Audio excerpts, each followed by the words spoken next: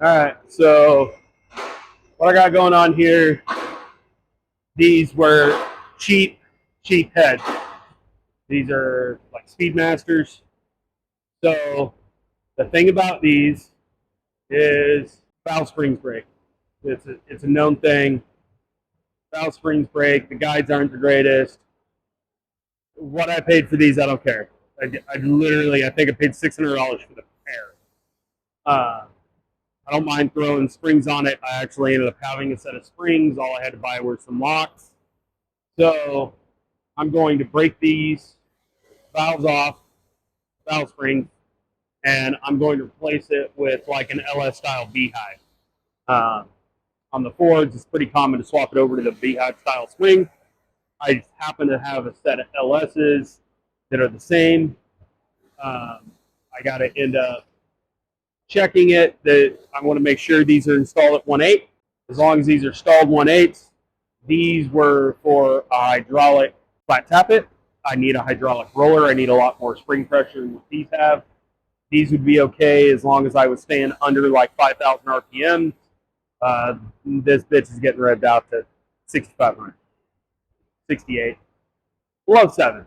So I need some stiffer springs. I got a pretty crazy-ish cam for what it is. So I got to break all these down. I got to get my pipe mic. There we go.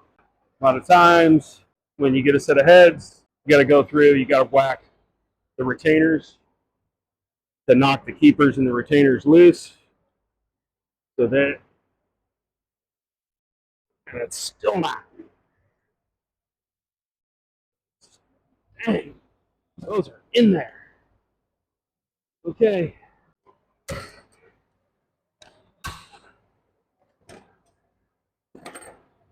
See if that did it. I hope so. No, it still didn't.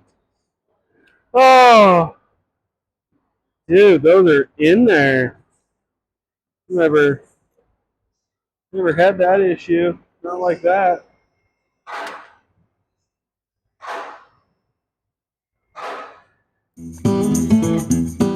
It should be enough. I got a bigger one. There it went. And I don't have. Yeah, I need a magnet.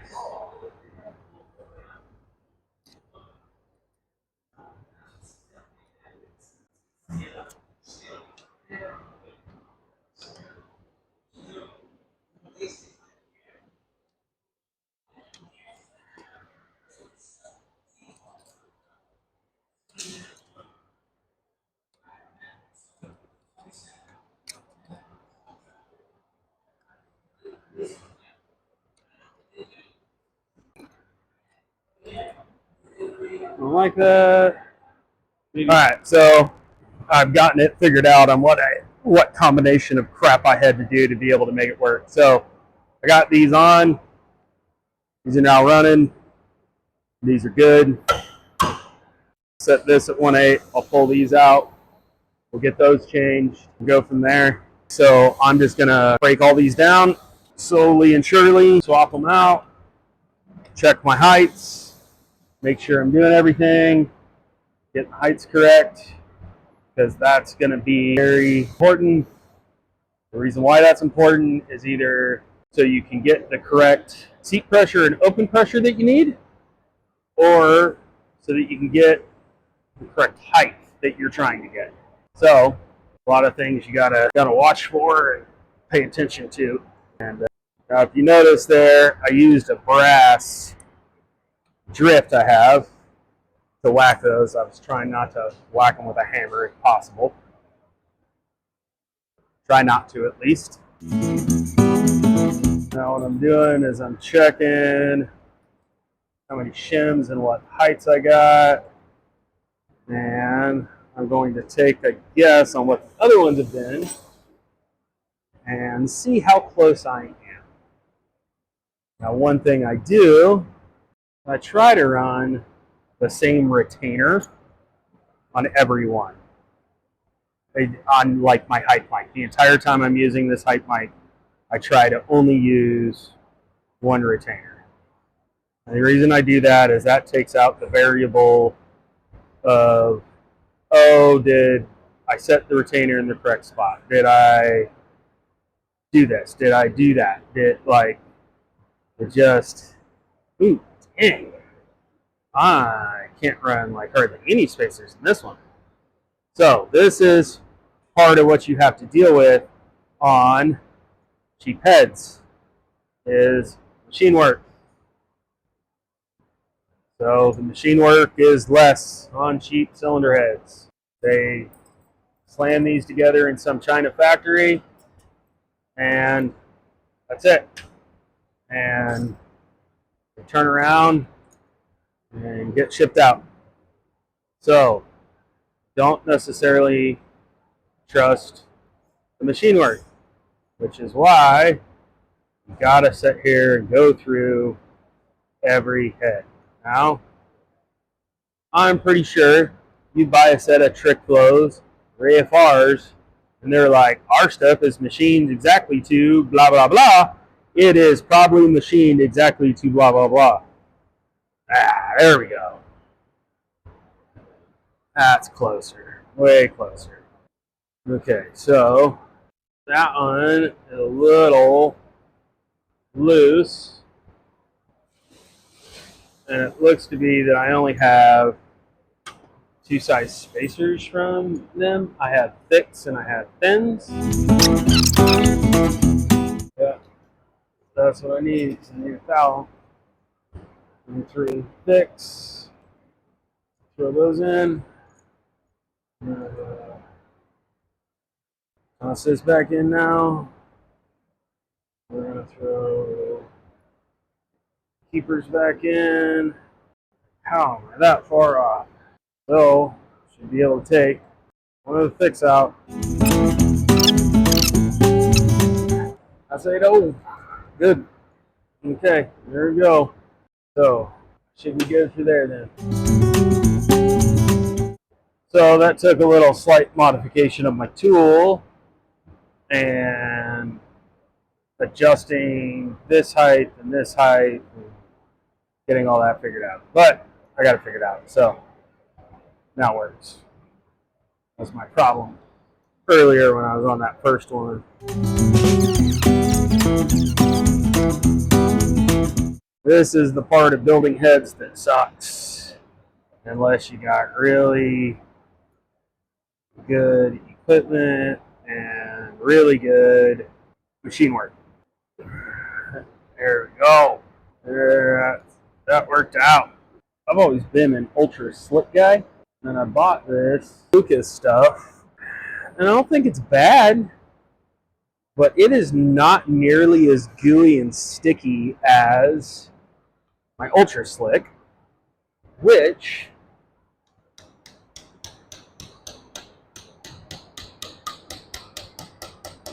in this situation I kind of like, because it's not like, oh my god, all over the place like it is most of the time with ultra slick. So a lot of people use, valve assembly lube. I've seen that a lot of machine shops, the white tube of valve assembly lube. I've used that since I was a kid. Use it a lot on hydraulics and tractor motors and stuff like that, heavy equipment. It works. I've used that for so many years in the past, but I like this stuff. It sticks, it stays. It doesn't like milkshake the oil like the white stuff does. Use a lot of the white stuff, you can, it'll plug oil galleys, all kinds of weird crap. I mean, it'll eventually come out.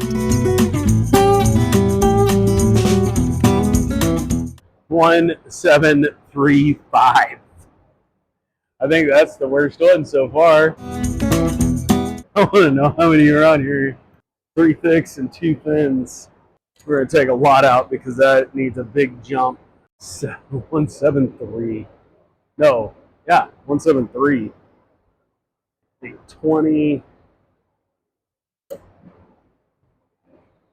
We throw a thick one in, and that should get us really close.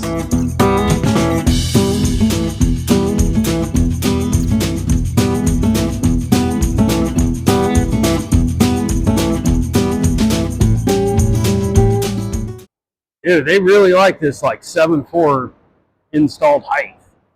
So I've installed new valve springs all the way across. I have rocker studs and guide plates. These are just some cheap cam ones I found on sale or something probably. I've literally been buying parts to do this setup since COVID. Like really, I've wanted to do a setup like this for a long time. It was I've wanted to run this setup for a while. I've had a plan together for a while at least to want to do this the way I'm wanting to do it. So it's kind of nice. It's all coming together. Cam I have is the Summit Letter Plus cam or whatever they call it, 303 Plus. What I think they call it. Kind of a modern interpretation on the old Ford letter cams. I was planning on doing this with a 351 and a full-size Bronco, but I got the Bronco 2, and I've always wanted the Bronco 2. I just couldn't seem to find one that was decent, that I could afford, and I found a full-size Bronco, which is now going to go up for sale, and I was partway wanting to still do the full-size Bronco because it's an 80s brick nose, so first year of the brick nose, and it is a Freelander package, and people are just losing their mind and can't believe that I was going to do that to a Freelander, and I thought it was even more funny because got posted in a few Facebook groups. But what I was planning on doing, dudes were losing their shit that I was wanting to do that. Thought I was going to have to push that down to get that towel out. It felt pretty good. So these are just cheap 62cc, I think, 62 or 64. I will probably send these out and have them decked.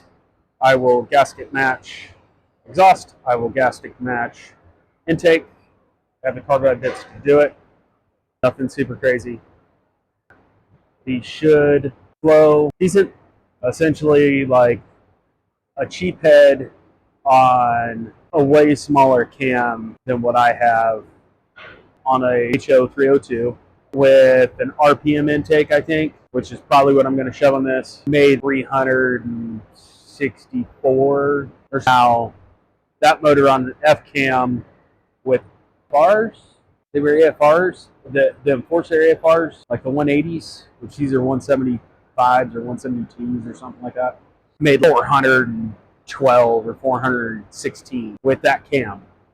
So I'm guessing limited on these heads, I'm going to be pretty close to 400 horsepower. I know these heads are going to knock the power numbers down compared to a set of AFRs. Hopefully if I gasket match these, it'll be pretty close. Pretty close to 400, not pretty close to the 426 or whatever, 436 that the FRs made. I know these are going to make less power, 20, 30, 40 numbers. So, as long as I'm pretty close to that 400 horsepower mark, throw a nitrous plate on it, it'll make 500. That's all I really care about. Because 500 in a super light car is going to be fun. Lots and lots of fun. Flip that top on. You right there, Bubba? Flip that top on 2 cents. Probably. This tells you how old some of this stuff is that I'm getting. This is in a Windmere chopper, mini food chopper, because I got friends. Hey, I got some stuff floating around if you'd like it. Yes, please. I am just assembling everything on these, so I don't have to worry about losing parts. So I got a set of 1.6 roller tip rockers.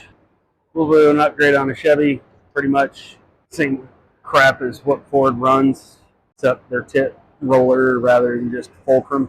One thing I've always liked about the Fords is fulcrum mount. If it's stock stuff, you just torque it down, you're done. Basically just like the LS stuff. I wonder where they got that from.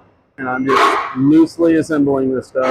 I know it's not anything on there yet. I just want it just enough so that I'm not looking for parts later, wondering where I put them, anything. I know all the head parts are with the heads in the box. because these are just going to go right back in the box. Tell them they're ready to install. Bought these heads off of eBay. They were just, they didn't have them labeled as a Speedmaster. It was labeled K Products or something, like, and then they just showed up to my house in Speedmaster boxes. But super inexpensive, which that's what everybody's trying to do. I'm not trying to, well, it may go tens. I don't know. Doubt it. But we'll see. Don't really care what it does at the track. I plan on having fun on the street. So, there you go. Good set of valve springs. Not worried about the valves actually breaking. I haven't seen a whole lot where valves are broken. Most of the time when there's a failure, it's the spring broke, valve turned sideways and screwed shit up. But it's because the spring broke. Because the spring's not going to break after the fact. So the spring broke, valve got hit, caused damage. Replacing the springs. So I'm just going to run through this head. I'm probably not going to film it. I'm just going to turn it off. All right, so pretty much what I got to do now, I've ordered so many parts. I have so much stuff. I started getting wheels delivered. Just went with like a generic set of 5-spoke jeg drag wheels. Fronts are like 15 by 7s. I just threw some tires on it that I had that were 15s, about the size of what it was going to run. I want to drop this truck, so I bought 3-inch drop I-beams. It's still got the V6 coils in it. By the time that I throw the V8 in it, transmission, everything like that, should lower it about another inch, inch and a half. So, I'll call it somewhere between 4 and 5 inches, about how much this will be lowered. So we're going to start with that. I got to get this up in the air, get the wheels ripped off, and we're going to start taking I-beams out. One of the things that I've seen with these is there's so much stuff for lowering them in the aftermarket world, or like laying frame, having suspension droop, everything like that. There's a company called Rick's Rangers. I've ordered quite a few parts from him. That's who I ordered the DJM beams from. He sells a relocation kit for the radius arm. I bought those because I want to kick the radius arm out and up so it's not the low spot on the frame, with this thing being lowered and hopefully yanking front wheels. I don't want those to dig in when it comes back down. And that's pretty much going to be the lowest part. So that's what we're going to do right now. Look at those wheels. Aren't they pretty? You're going to learn how to do pin brakes. So old Fords are what's called pin brakes. The brake calipers have 2 pins that hold the caliper on, and they stick. This bolt comes off. There's a cotter pin that goes through it. This bolt comes off. Cotter pin that goes through this one. This bolt comes off. And then there's a bolt that goes through right here, and that bolt comes off. What do you use to take the cotter pins out? Side cutters. Those that don't know, there's actually a tool called a cotter key puller. Basically, it's a pick. It's just larger in diameter. Looks kind of like a radiator hose tool. For a lot of my life, that's what I used as a radiator hose tool when I come out. You already got all the cotter pins off, didn't you? Yeah. So there's a bolt here. No, we don't have to take that out. You got to take that one off, take that one off, take this one out, both sides. Can't even see these bolts. That one up top is going to be like a 1/2 inch or a 9/16, maybe a 13 mil. Can't even see it. It's right here. Oh, that one? Yeah, this one. On both sides, this lower nut needs to be taken off at each shot.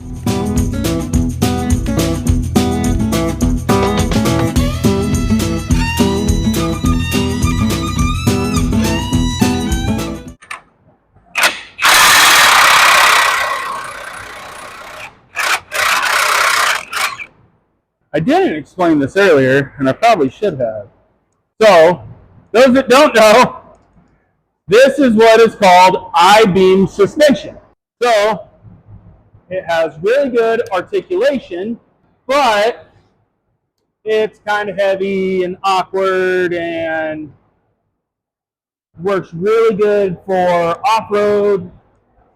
It's essentially factory long arm suspension styles. But to try to lower it sucks, because all you can do is buy drop I-beams, which is not cheap. It's kind of expensive, and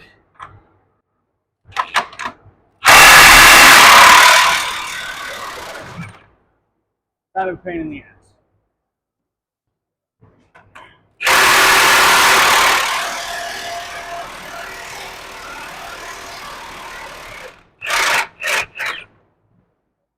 This is what most,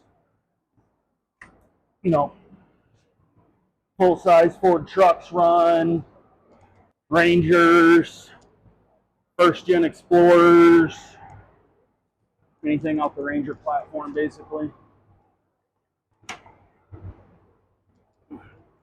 And I have these big-ass radius arms that come on the end.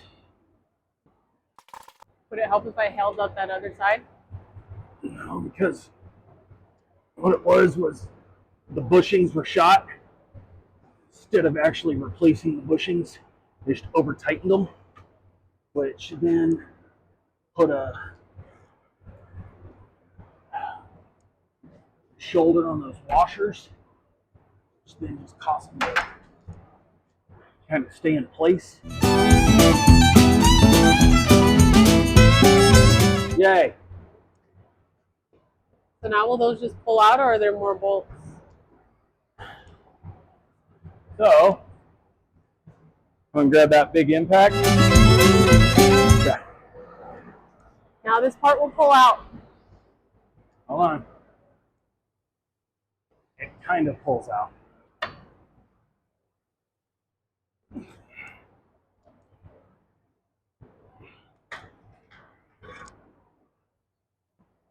Are we taking this out of the bracket, or just taking the bracket off the frame? Nope, you take this out of the bracket. But let's get this other I-beam out.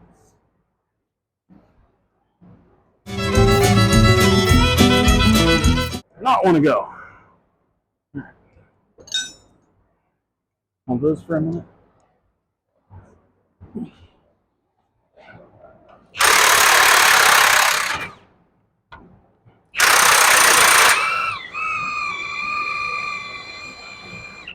Okay, try to whack that thing in. I need to pull this beam that way.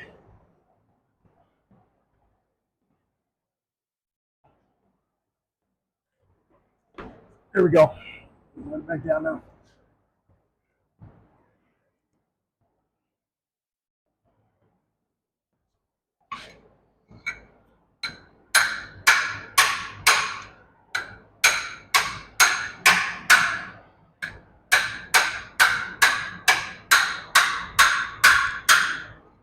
Going. Boom.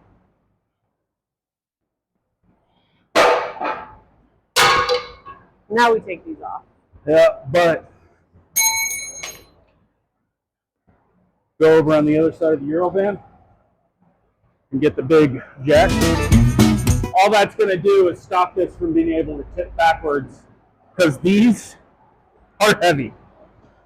Like, they're not light. And with no motor, ripping out the front suspension, I just want it out of the way. So, now... What size do we need, do you know? I don't know. I'll have to... I don't have all this memorized. Not 13/16. Now I'm going to tell you that the little 3/8 isn't going to do it. You got to get out the big 1/2 inch gun, or do it by hand. This is suspension, honey. It's going to be tight.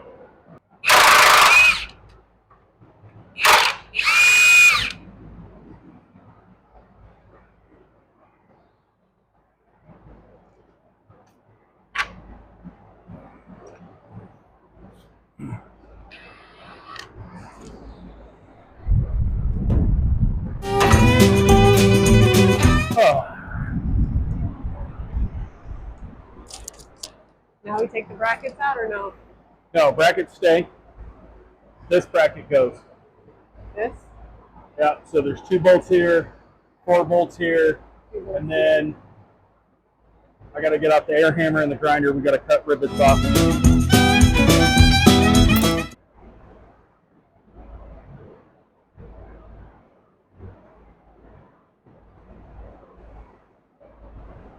Hey, let's go to, let's clean up. Let's go to Tractor Supply.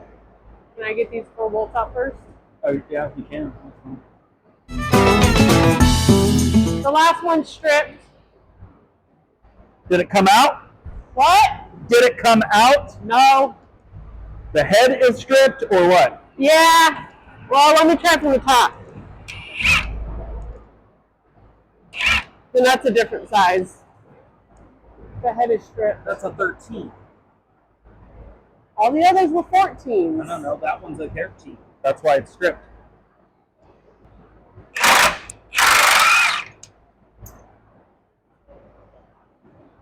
Okay. So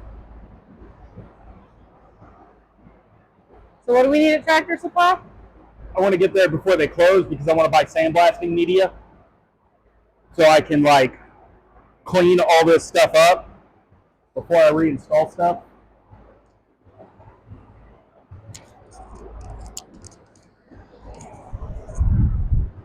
So You heard the man off the Tractor Supply. All right. I've been sitting at a post all day. Do some work. okay, so these right here, you want to cut them like this, and then like this, Okay. where you're cutting across into them. You just want to cut the head of the rivet and maybe a little bit into the metal underneath it, mostly just the head of the rivet. So you cut that one. This one, I don't think you're going to be able to get in there. So that's the one that you're going to use that little sander on. And you're basically just going to sit here and run it back and forth over that until that rivet's gone. Then Okay. you're going to want to cut this one on the front. You're probably going to have to run the sander on this back one also. Okay. Once you have these sanded off and these cut, then we get the air chisel out. Like, do you want me to cut this one for you to show you what I'm talking about? Sure. Yeah. You want to cut something like that into it. You need a long sleeve shirt on. I have face mask, gloves, all that. That's what you need to do to that front rivet on that side. And then this sander, grab the air hose.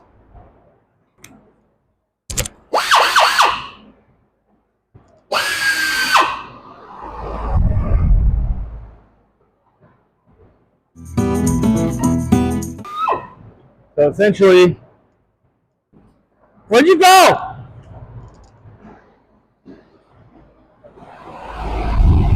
Why are you laughing at me? Because you walked off when I'm trying to show you how to do this. I was watching what you were doing. So basically, like, it's all flat now. Basically, you got to take it down until you're to this piece of metal and that head's completely gone. Okay. And you can even cut this front one down on that side like that if you want to, if that's easier than trying to use the grinder. And I don't have to wear all this stuff on. I would wear this just because that kicks up a lot of shit on you. But that's just me. A lot of metal shavings.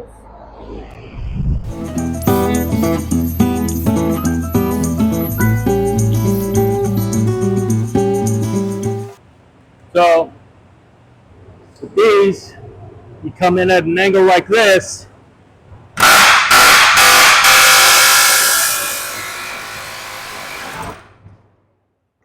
Can you hold that up?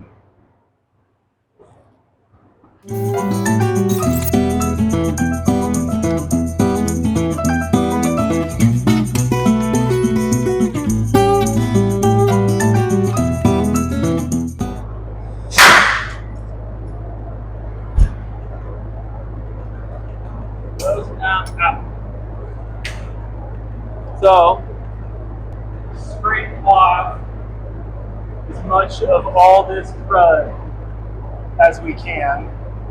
And then I want to take a wire reel to it and get off all the rest of it.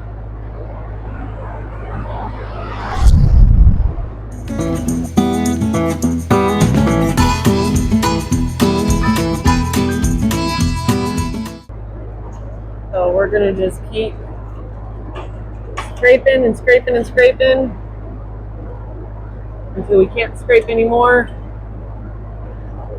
It's just, yeah. So we're gonna blast the music and be back later. I'll show you when it's done. All right, we got a lot of the grime off.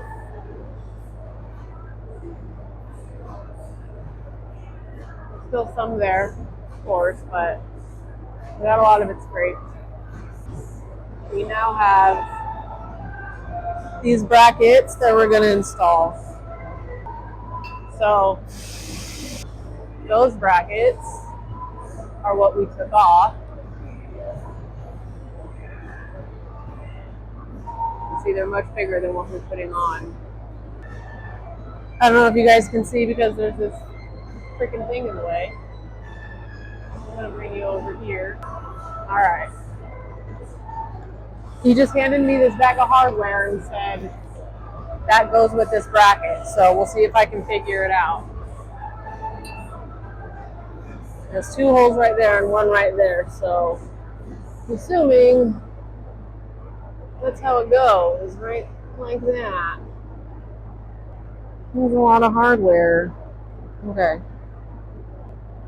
Bolt, washer, washer, nut.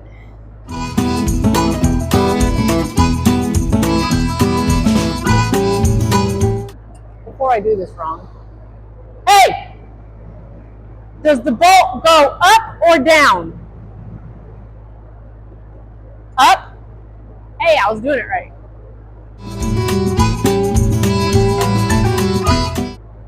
There we go, there's one.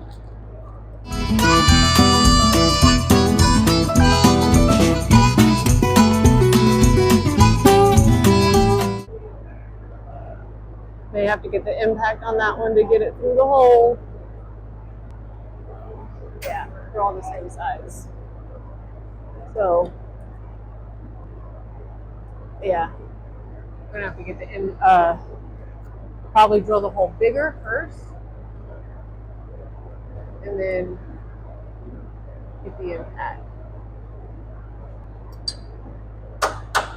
Nope, that's going to be drilled out.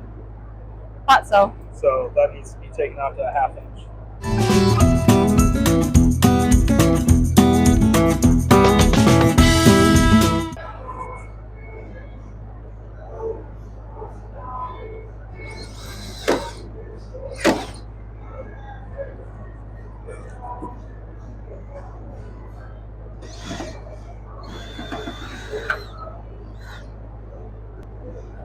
All right, we're gonna do that one first.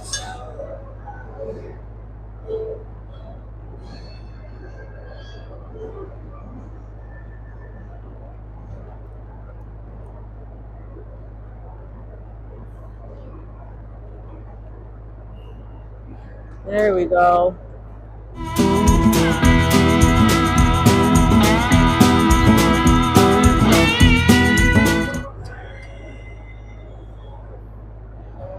When I first heard this song, I thought it was saying, if you're down on your luck, well, damn Charlene. Not, it'll damn sure rain. Damn sure rain sure makes more sense than the damn poor girl named Charlene.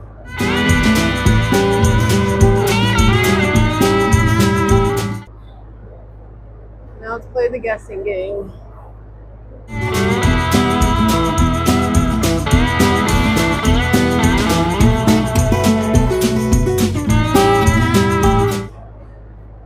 Ladies and gentlemen, we found an answer. It's 3/4. And he just so happens to have a 1/4 inch or 3/4 inch French plate in there.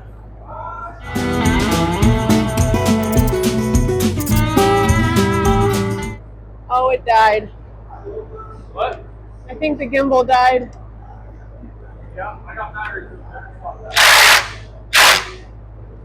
Does that mean it's not recording anymore? No, it's just screwed up battery. Like this just pops off, and then it's battery. Okay, let me get this one on.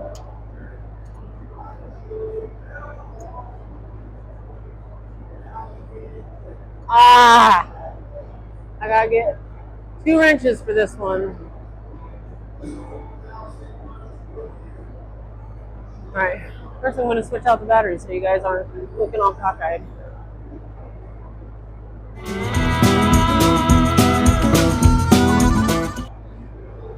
I'm going to go ahead and drill out that hole again too, just in case.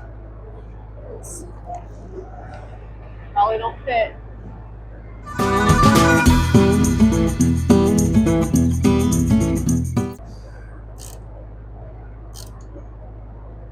Get that one tight. Oh, on the other side I couldn't get the impact in. I guess on this side I can. Yeah. On the other side I couldn't. I'm silly.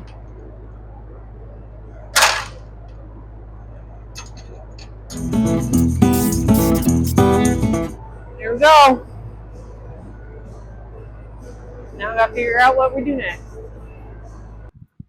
Tune in next week to see the for now completed front suspension. Don't forget to like, drop a comment, and subscribe so you don't miss it.